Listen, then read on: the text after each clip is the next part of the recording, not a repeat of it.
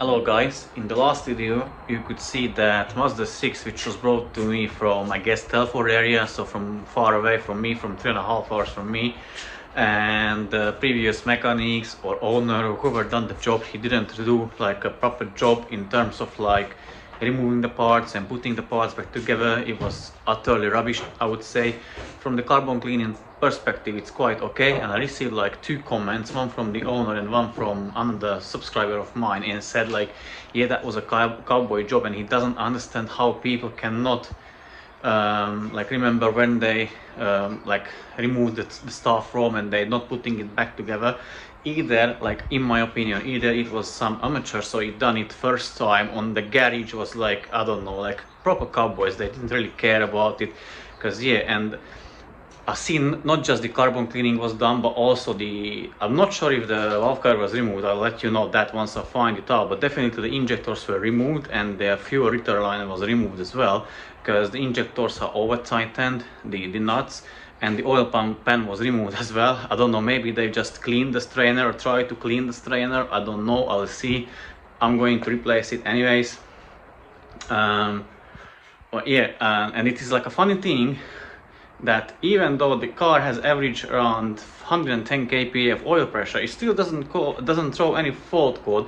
However, I think it threw once for the owner, which I'll show you the paperwork what he brought to me. And the owner's question was like, maybe they just didn't clean the map sensor properly. No, it's not the case. They cleaned the map sensor. It's, I guess you didn't see the map sensor how it looked like when they told you that it needs carbon cleaning, and assuming that the map sensor is full, like covered in carbon, yeah, that maybe like was the right assumption that it needs carbon cleaning. Obviously you can't really see until you remove the intake manifold how the thing is underneath it, maybe with the endoscope, but that's quite dark in there. But also like you can tell if the intake manifold was removed. I got a video about it and I mentioned that in my videos as well. But now let me switch the camera and show you the paperwork, what the owner brought to me, what I should do, what he's done, what has been done to the car, what are his observations. So yeah, let me do that. Let me switch the camera and show you the paperwork. So here is the paperwork what the owner brought to me. So basically he requested if I can show how the things, the EGR and the intake manifold and intake ports looked like before the removal. I will do that, we'll record it for him, and after the cleaning as well. Yeah, and we will remove the valve cover as well, because obviously once you're going to change the oil strainer, that's in my opinion necessary. And since I've seen how they tighten the injectors, that definitely has to come off. And yeah, here is some history of the car, so you can stop the video if you want to read it. I'm not going to go through it, but basically he mentioned that he felt that shaking or judder. I don't know about that because I didn't feel it. What I feel is that it vibrates. So again, from the carbon build-up side, it's not looking as bad. We will see after, so I'll assemble the things back together after the carbon cleaning. I'm not going to do the valve cover and the oil pressure issue stuff. I'm going to take it for like a short test drive, and I want to see if it vibrates or not. And if it still vibrates, I very likely, obviously, can go wrong. The EGR parts can go wrong, so the EGR valve or the bypass valve on the intake shutter valve. But I really think that's more likely the dual mass flywheel, because the car has 120,000 miles on the clock, so it can be easily that. Also, as it has been to 2 garages, as you can see. They said the one garage said the turbo is okay, but the carbon cleaning is needed. That's why the owner messaged me or reached out to me, and they mentioned that maybe the glow plugs. The owner asked me to replace the glow plugs, which I will. However, I don't think they are bad. I can do a test for you, and we will see if they are bad or not. I may do that like a glow test or lighting test. Yeah. And yeah, here are the work I need to carry out. So compression test and leak down test. I done already compression test, and what you see that it was like, I would say, perfect. The compression test was perfect. I'll do the leak down test as well.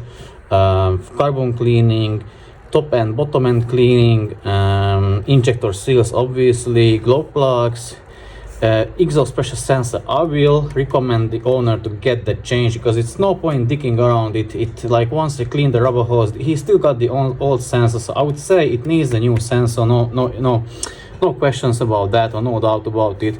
Yeah, coolant was pink. It has, like, he asked me to replace it, but it has to be replaced because it needs the green coolant.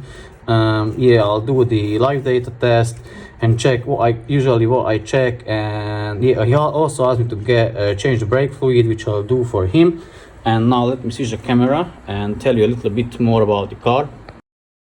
So basically what I'm going to do today, I'm going to do the intake ports walnut blasting. That's what I'm going to do, and I'll clean the intake manifold in the ultrasonic bath.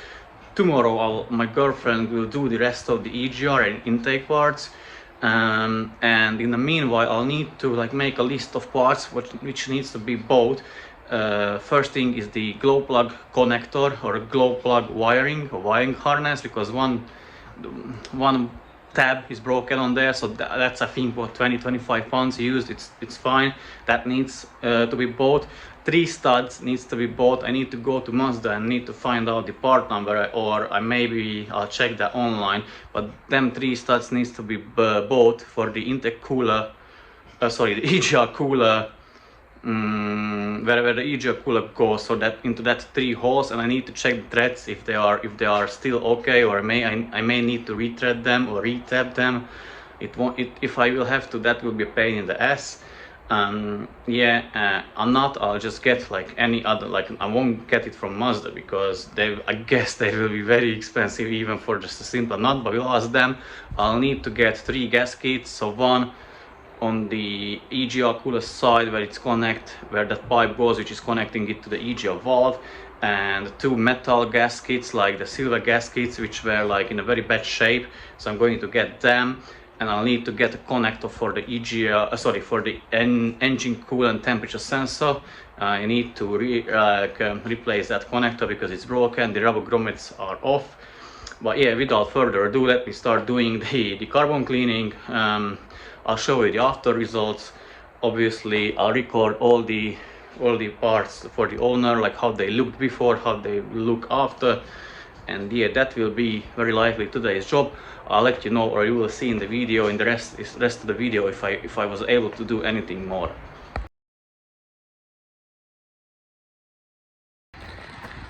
Okay, so here is the walnut blasting setup, and I wanted to show you the valve cover. So I think it was removed, because if you have a closer look here usually is supposed to be like a silicone bubble from factory, and it looks like they like scraped it off, but not with the best of success. As you can see, there is still the old silicone.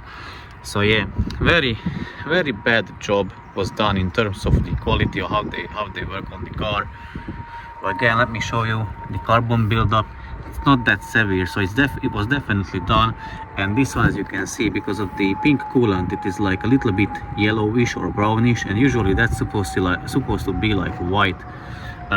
So yeah, well, let me now get the carbon cleaning done, and I'll report you back after I've done it with the results. Look at this. This was the coolant from the car, so it's not even pink, it's like brownish in color, so it looks like maybe rust. So what I'm going to do, I'm going to flush the coolant system with water first, and then I'm going to fill it up with coolant. Okay, the carbon cleaning is done. It turned out pretty good. Obviously I still need to touch up the surface, which I will do shortly.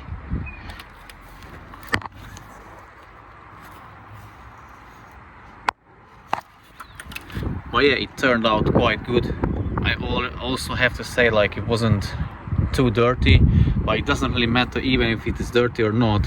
The process is the same, or it takes the same effort. Only difference is when it is too like thick, the build up, I have difficulties to put the camera down in the hole to see which valves are open or closed, but that's the only difference, to be honest. But yeah, now I'm going to touch up the surface, and then I'm going to clean the rest of the parts, or my girlfriend is going to clean the rest of the parts tomorrow. And I'm going to get the parts ordered, which needs to be ordered for like to get that job fixed, which the other person, people, garage, workshop, whoever like messed up before me.